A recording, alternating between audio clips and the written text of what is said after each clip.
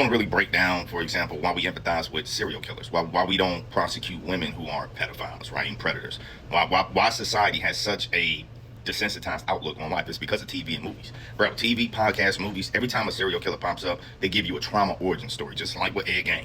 Always trying to get empathy and compassion out of you dung beetles, bro. They turn demons into celebrities. Ted Bundy, Charles Manson. Ted Bundy had women right in the prison. I already know something wrong with you American women, but that literally shows you, and that's just one element, right, of how LD people are in society and how you've been trained this way, bro. So I want you to think about the cult fans, social media, all of this, of Charles Manson. This is not compassion, it's conditioning, bro. It trains the public to normalize evil and to turn it into entertainment, which is absolutely pathetic and annoying. So most people, even though you're not built for evil, you have it in your mind. And this is how I know, through being that thug, that gangster, that tough guy, punking people out or putting my hands on people for real, I was able to see how being that actually makes it harder in life, right? And I'm glad that I was able to purge myself of these things. But through actually being this way, I know most people are soft, but y'all got sick minds. Let's keep going though, right? And then people, they'll try to binge watch these things, right? Y'all don't just watch it, y'all literally consume it, and literally you are what you eat, so you are feeding the spirit. I want y'all to really think about something. Jeremiah 17:9. The heart is deceitful above all things and desperately wicked. So when they try to get your compassion, your heart is already going to deceive you, bro. And it's wicked.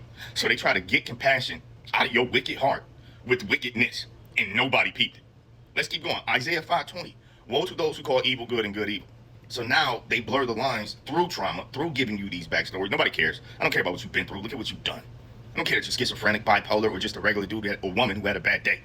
Look at what you've done. If I can control myself, so can you. That's just how I see it. And if you don't, you need to be punished, right? But this is what people do. You call evil good. Y'all morph your bodies. You change all this crap. You add all of this new ideation. Don't even recognize yourself and then call it good. You're evil alchemists. Let's keep going, right? They package serial killers like tragic heroes. They're not Batman. They're not bad, but this is what the media and TV and people like Ryan Murphy, and there's nothing against Ryan Murphy. That's not a shot, but when you got this many different directors and people who can influence you through what you watch, and you see that. You saw real serial killers was taking skill sets and talents, attributes from Ed Gein. I want y'all to think about that, bro. Hold on, Loki, get out. So look, Ephesians. You already know we wrestle against flesh, right? We don't wrestle against flesh and blood, but principalities in high places. I want you to think about Matthew 23:27, right? What did Jesus say to the Pharisees? You are like whitewashed tombs, outwardly beautiful, but inside full of dead men's bones. That's a lot of people in society. Let's get into the as above, so below. The trauma backstory is the below, the earthly rationalization, right? The killing, manipulation, and the worship of evil is above. That's the archetype. So when you really think about a concept of collective thought forms, every time society fixates on a killer, bro, it feeds a demon, bro, a psychic monster, bro, making it easier for the next one to emerge, bro. Evil is dressed as misunderstood dark geniuses. Empathy is weaponized as inverted morality. The Bible straight up tell you that the devil flipped everything upside down. And get y'all missed that too.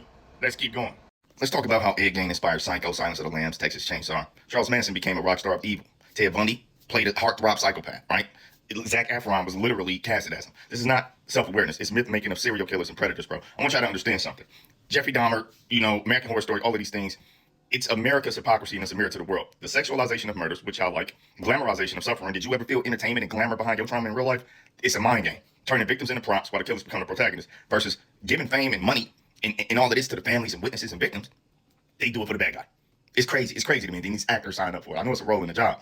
It's not okay. It's America's sickness literally playing out on screen. People claim moral outrage while secretly loving the thrill. This is what pisses me off. A lot of people act like they gangster, but y'all rats.